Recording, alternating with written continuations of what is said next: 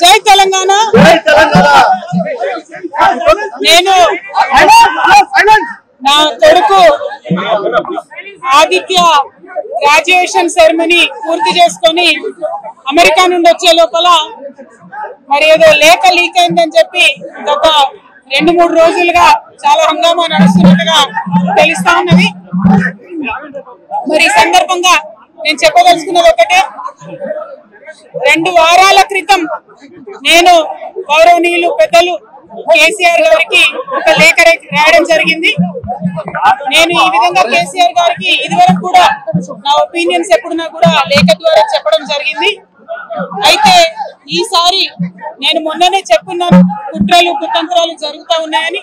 నేను చెప్పిన కొద్ది రోజుల్లోనే మరి నేను అంతర్గతంగా కేసీఆర్ గారికి రాసినటువంటి ఉత్తరం బహిర్గతం కావడం అన్నది, ఇది మరి ఏం జరుగుతుందో అన్నది పార్టీలో ఉన్నటువంటి మనందరం, తెలంగాణ ప్రజలందరూ కూడా ఆలోచించుకోవాల్సినటువంటి విషయం.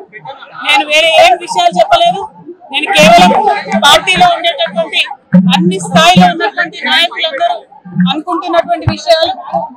దాదాపు సగం తెలంగాణ నేను ఈ సందర్భంగా ఈ మధ్యలో చేసినటువంటి సందర్భంలో తెలంగాణ ప్రజలు మాత్రమే నేను పెద్ద ఎత్తున చెప్పడం జరిగింది తప్పితే నా పర్సనల్ ఎజెండా ఏమీ లేదు. నాకు వ్యక్తిగతంగా దేశం లేదు, ప్రేమ లేదు. కానీ నేను రాసినటువంటి లేఖ చాలా అంతర్గతంగా పార్టీలో మా నాయకుడికి రాసినటువంటిది. అటువంటిది బహిర్గతం అయిందంటే మరి దాని వెనుక ఉన్నది ఎవరు అన్నటువంటిది ఆలోచించుకోవాల్సినటువంటి సందర్భం. I have written to my father, Shri KCR garu, feedback which I got from every stature of the leader from our party and from Telangana people broadly 2 weeks back. I've always written to my father at various stages. Whenever I needed to give him any feedback, I've always written to him. But this time it got out.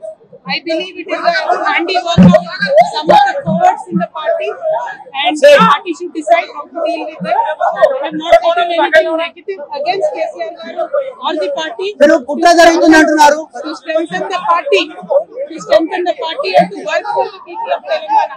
Feedback mechanism is necessary, and that is what I have done. Thank you. Jai Telangana.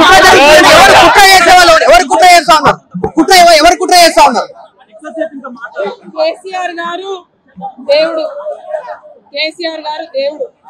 కానీ కేసీఆర్ గారి చుట్టూ కొన్ని దయ్యాలు ఉన్నాయి. వాళ్ళ వల్ల చాలా నష్టం జరుగుతున్నది. పార్టీలో ఉండేటటువంటి నాకు, నేను కేసీఆర్ గారి కూతుర్ని, అంతరంగికంగా నేను రాసినటువంటి లేఖనే బయటికి వచ్చిందంటే మరి ఇతర సామాన్యుల సంగతి, ఇతరుల పరిస్థితి ఏంటి పార్టీలో అంటే ఇవాళ చర్చ జరగాల్సినటువంటి అవసరం ఉన్నది. దానికోసమే ఇవాళ నేను మీతో మాట్లాడుతూ ఉన్నాను. రెగ్యులర్ గా నేను ఇచ్చిన ఫీడ్బ్యాక్ అందులో స్పెషల్ ఏం లేదు. ఏ మీటింగ్ అయినా ఏదైనా కూడా నేను సార్కి ఇస్తానే ఉంటాను. కానీ ఈసారి ప్రత్యేకించి బయటికి రావడం అన్నది నేను బాధాకరంగానే ఉన్నది. అయితే ఈ లేఖ, ఈ విషయం అంతా చూసుకొని కాంగ్రెస్ బీజేపీ పార్టీలు బాగా సంబరపడుతున్నట్టున్నాయి. కొబ్బరికాయ దొరికినట్టుగా ఏదో బీఆర్ఎస్ పార్టీ ఆగమైంది, కేసీఆర్ గారికి అంత సీన్ లేదు. మా నాయకుడు కేసీఆర్ గారే, కేసీఆర్ గారి నాయకత్వంలోనే తెలంగాణ బాగుపడుతుంది, ముందుకు పోతుంది. ఎటువంటి అనుమానం లేదు. కేసీఆర్ గారి నాయకత్వంలోనే బీఆర్ఎస్ పార్టీ కూడా ముందుకెళ్తుందని చెప్పి నేను బలంగా పార్టీలో ఉన్నటువంటి చిన్న చిన్న లోపాలను డిస్కస్ చేసుకొని సవరించుకొని కోవట్లను పక్కకు జరుపుకుంటూ ముందుకు పోతే పార్టీ 10 కాలాలకు చల్లగుంటుంది అనేది నా భావన. బీజేపీ గానీ కాంగ్రెస్ గానీ తెలంగాణ ప్రజలకు ఏమీ లేదు. 2 పార్టీలు కూడా తెలంగాణను ఫెయిల్ చేసినాయి. ఆ 2 పార్టీలకు కూడా ఆల్టర్నేటివ్ కేసీఆర్ గారి నాయకత్వమే. ఆ కేసీఆర్ గారి నాయకత్వంలోనే తెలంగాణ ముందుకు నేను బలంగా నమ్ముతా ఉన్నాను. Thank you.